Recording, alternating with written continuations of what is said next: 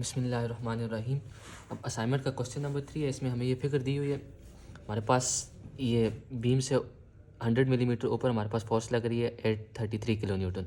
हमने इसको रिजॉल्व कर दिया एक्स और वाई कंपोनेंट में। हमने ए और बी पे स्ट्रेसेस फाइंड करने हैं, नॉर्मल स्ट्रेसेस। तो सबसे पहले हमारे पास इस बीम में कौन कौन से स्ट्रेसेस प्रोड्यूस होंगे वो डिस्कस करते हैं। तो हमारे पास सॉल्व करने से पहले सबसे पहले हम अब सारी की सारी फोर्सेस को एक्सेस पे शिफ्ट करते हैं। तो फॉर एग्जांपल ये फोर्स हमारे पास एक्सेस के पैरेलल है, तो इसको अगर हम एक्सेस पे शिफ्ट करेंगे तो हमारे पास ये फोर्स इधर आ जाएगी 794.45 किलो न्यूटन, और साथ में इसकी वजह से हमारे पास क्या आ जाएगा, क्लॉकवाइज कपल आ जाएगा। 794.45 मल्टीप्लाई बाई 200, 100 हमारे पास ये जो बीम तक का डिस्टेंस है और 100 हमारे पास न्यूट्रल एक्सेस तक, क्योंकि हम जो भी फोर्सेस शिफ्ट करते हैं वो हम न्यूट्रल एक्सेस पे शिफ्ट करते हैं। तो हमारे पास इसका मैग्नीट्यूड बन रहा है 158.890 किलो न्यूटन मीटर। अब हमारे पास इस फोर्स की वजह से यहाँ पे रिएक्शन आ जाएगा सेम 794.45, और इसकी वजह से हमारे पास एक्सियल स्ट्रेसेस प्रोड्यूस हो जाएंगे sigma axial due to 794.45 forces. अब हमारे पास यहाँ पे एक कपल मूवमेंट आ गई है, देन हमारे पास इस एक 250.5 किलो न्यूटन की फोर्स है जो कि हमारे पास बीम के लैंगिट्यूडनल एक्सिस पे परपेंडिकुलर होती है। इन दोनों की वजह से हमारे पास प्रोड्यूस हो जाएंगे फ्लेक्सर स्ट्रेसेस ए पे भी और बी पे भी। हमारे पास बीम चूँकि अनसिमेट्रिकल है तो हमारे पास ए पे जो फ्लेक्सर स्ट्रेस प्रोड्यूस होंगे वो हमारे पास अलग होंगे मैग्नीट्यूड में भी और टाइप में भी, यानी कंप्रेशन और टेंशन के लिहाज से भी अलग होंगे और हमारे पास मैग्नीट्यूड के लिहाज से भी अलग होंगे, क्योंकि बीम हमारे पास अनसिमेट्रिकल है। तो हमें सबसे पहले सिग्मा एक्सियल या स्ट्रेसेस निकालने से पहले हमें सबसे पहले इसके रिएक्शन निकालने होंगे, क्योंकि ए और बी पे हमें स्ट्रेसेस चाहिए। तो ए और बी पे अगर हमें मूवमेंट और वर्टिकल फोर्स मिल जाए तो फिर हमारे पास इसको लेफ्ट से सॉल्व करना ईजी होगा विद रिस्पेक्ट टू अगर ये पूरा सेक्शन हम राइट से लें। तो हमारे पास सेम ये फोर्स आ जाएगी 250.5 बाई एक्टिंग डाउनवर्ड। यहाँ पे हमारे पास रिएक्शन आ जाएगा 250.5 किलो न्यूटन, और ये मूवमेंट के लिए हम समीशन ऑफ एम की इक्वेशन लगा देते हैं। एम बाई टेकिंग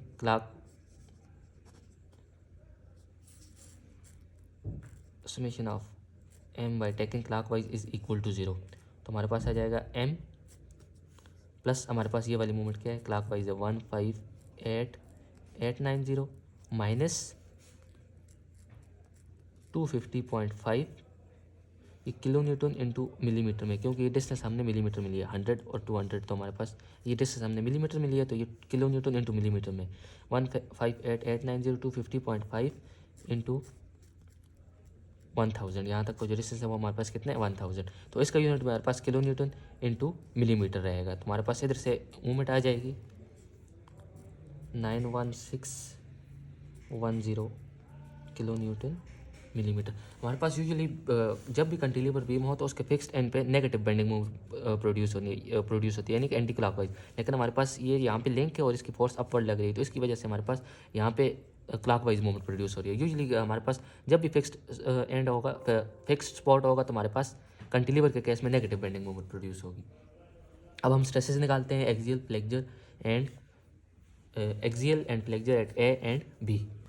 तो स्टार्ट लेते हैं एक्सियल स्ट्रेसेस से।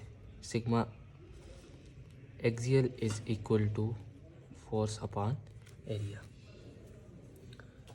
अगर हम यहाँ पे देखें तो हमारे पास जिस फोर्स की वजह से एक्सियल स्ट्रेसेस प्रोड्यूस हो रहे हैं वो हमारे पास है 794.45, ये along the longitudinal axis of beam लग रही है, तो ये इसकी वजह से टेंसाइल एक्सियल स्ट्रेसेस प्रोड्यूस होंगे। और हमारे पास इस बीम का एरिया हमारे पास गिवन है, क्रॉस सेक्शन एरिया। तो हमारे पास ये स्ट्रेसेस आ जाएंगे 794.45 मल्टीप्लाई बाई 1000 न्यूटन, क्योंकि फोर्स हमारे पास किलो न्यूटन में थी तो हम न्यूटन पर मिलीमीटर में करेंगे ताकि हमारे पास आंसर मेगा पास्कल में आ जाए, एम्पियर में आ जाए। तो सिग्मा एक्सियल यहाँ से हमारे पास आ जाएंगे 99.31 मेगा पास्कल। देन हम फ्लेक्सर स्ट्रेसेस निकालते हैं। सिग्मा फ्लेक्सर एट ए, तो हमारे पास फ्लेक्सर स्ट्रेसेस के लिए हमारे पास जब अगर क्रॉस सेक्शन हमारे पास रेक्टेंगुलर होता तो हमारे पास 6m divided by b h square use करते हैं, लेकिन अब हमारे पास क्रॉस सेक्शन ना तो रेक्टेंगुलर है और ना ही हमारे पास सिमेट्रिकल है, तो हम यूज़ करेंगे M C upon I. Sigma flexure equal to for maximum या M Y upon I flexure stresses at any layer. तो हमारे पास बेंडिंग मोमेंट हमने फाइंड की थी, हमारे पास पॉजिटिव बेंडिंग मोमेंट है of a magnitude 91610 kilo newton पर मिलीमीटर। अगर हम इसकी जस्ट टू द लेफ्ट पे just to the right of this point हम अगर हम क्रॉस सेक्शन लें तो हमारे पास लेफ्ट से हम जो है bending moment clock wise bending moment को पॉजिटिव लेते हैं, तो हमारे पास माइनस फार्मूले वाला 91610 मल्टीप्लाई बाई 1000, तो हमारे पास आ जाएगा न्यूटन मिलीमीटर में। वाई हमारे पास न्यूट्रल एक्सिस से टॉप फाइबर तक का डिस्टेंस, ए हमारे पास टॉप फाइबर पे, न्यूट्रल एक्सिस से टॉप फाइबर तक का डिस्टेंस हमारे पास 100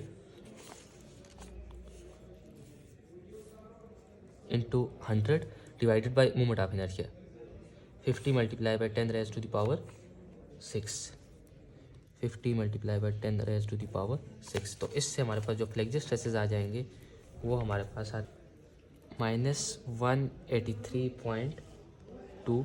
तो अगर हम स्ट्रेसेस एट ए निकालें तो हमारे पास हो जाएगा एक्सियल प्लस फ्लेक्चर। एक्सियल हमारे पास कितना है 99.31 और प्लस फ्लेक्चर हमारे पास कितना है -183.22। तो इससे हमारे पास ए पे स्ट्रेसेस आ जाएंगे, कंप्रेसिव स्ट्रेसेस आ जाएंगे -83.91 MPa। हमारे पास इसका यूनिट भी हमने न्यूटन मिलीमीटर रखा है, millimetre divide by millimetre power 4, 2 millimetre cancel हो जाएंगे तो इसका आंसर भी हमारे पास MPa में आएगा। तो ए पे स्ट्रेसेस हमारे पास आ गए -83.91। अब बी पे निकालते हैं, तो बी पे निकालने के लिए सबसे पहले हमें फ्लेक्चर स्ट्रेस एट बी मालूम होना चाहिए। तो बी पे स्ट्रेसेस हमारे पास हो जाएंगे axial plus flexure at B. तो एक्सियल स्ट्रेस तो हमारे पास सेम रहेंगे, लेकिन फ्लेक्चर स्ट्रेस हमारे पास -MY/I। बेंडिंग मोमेंट हमारे पास सेम रहेगी -91610 और वाई हमारे पास न्यूट्रल एक्सिस से बी तक का डिस्टेंस, ये न्यूट्रल एक्सिस है, हमारे पास बी तक का डिस्टेंस हमारे पास कितने 200 millimetre into 200 millimetre divided by I हमारे पास 50 multiply by 10 raise to the power 6 millimetre power 4 में रहेगा। तो इससे हमारे पास फ्लेक्चर स्ट्रेसेस आ जाएंगे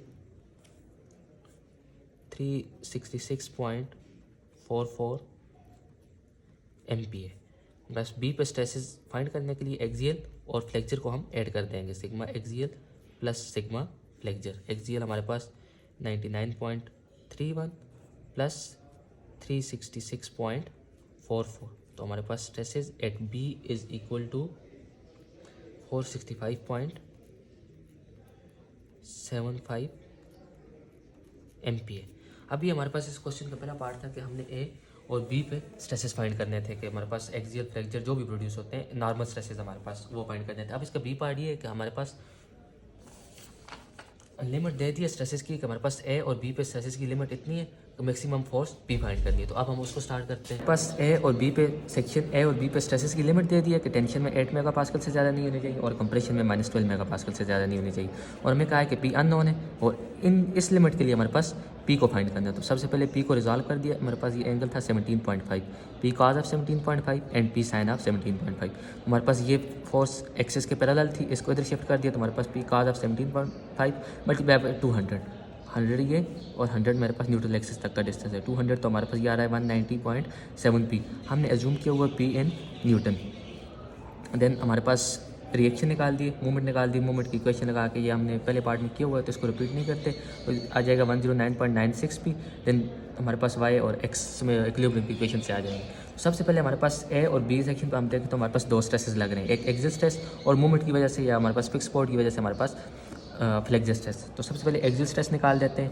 axial stress is equal to force upon area, और इसका सेक्शन की प्रॉपर्टीज़ हमारे पास एरिया गिवन है 8000 मिलीमीटर का square and I is equal to 50 multiply by 10 raise to the power 6 millimetre power 4। तो फोर्स हमारे पास जिसकी वजह से हमारे पास एक्सियल स्ट्रेसेस प्रोड्यूस हो रहे हैं वो P cause of 17.5 divided by area हमारे पास 8000 मिलीमीटर का स्क्वायर, ये मिलीमीटर, और पी हमारे पास न्यूटन में, तो हमारे पास आंसर आ जाएगा MPa में, और in the form of P आएगा क्योंकि हमारे पास पी अननोन है। तो ये हमारे पास आ रहा है 1.192 multiply by 10 raise to the power -4 MPa, 1.192 multiply by 10 raise to the power -4। अब हमारे पास ए पे और बी पे दोनों पे हमारे पास ये क्रॉस सेक्शन हमारे पास सिमेट्रिकल नहीं है, तो ए पे अलग फ्लेक्सिस स्ट्रेस प्रोड्यूस हो गए अलग मैग्नीट्यूड के, और बी पे हमारे पास अलग मैग्नीट्यूड के स्ट्रेसेस प्रोड्यूस हो गए। फॉर एग्जांपल मैं फ्लेक्सिस स्ट्रेसेस निकालता हूँ एट ए, हमारे पास क्या आ जाएगा -MY/I। एम हमारे पास क्या है, पॉजिटिव बेंडिंग मोमेंट पॉजिटिव है, हमारे पास 109.96 p, ये माइनस मेरे पास फॉर्मूले वाला -109.96 p into y, neutral axis तक का डिस्टेंस ए पॉइंट के लिए हमारे पास 100 एंड आई हमारे पास गिवन है 50 multiply by 10 raise to the power 6 into millimetre का पावर 4। तो सिग्मा फ्लेक्चर एट ए हमारे पास आ जाएगा इज इक्वल टू -2.199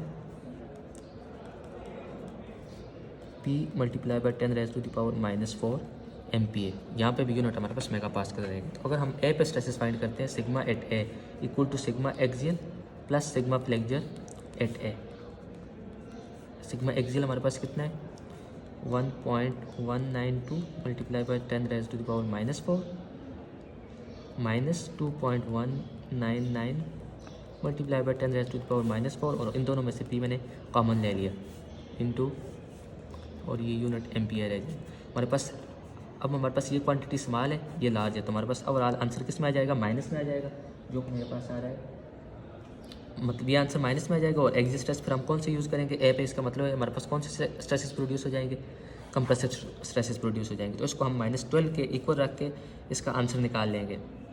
इस इक्वेशन को जब हम सॉल्व करेंगे तो मेरे पास P की वैल्यू आ जाएगी 119 किलो न्यूटन। आंसर न्यूटन में आएगा और थोड़ा सा 119,000 आ जाएगा, तो हमारे पास किलो न्यूटन में कन्वर्ट हो जाएगा। P equal to 119 kilo newton due to stresses at ए।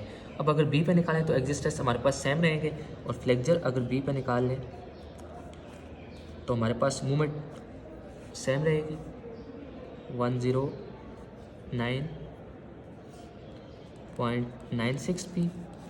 हमारे पास y न्यूट्रल एक्सिस से नीचे -200, न्यूट्रल एक्सिस से बी तक का डिस्टेंस -200, और डिवाइडेड बाय आई हमारे पास 50 multiply by 10 raise to the power -+6 millimetre power 4।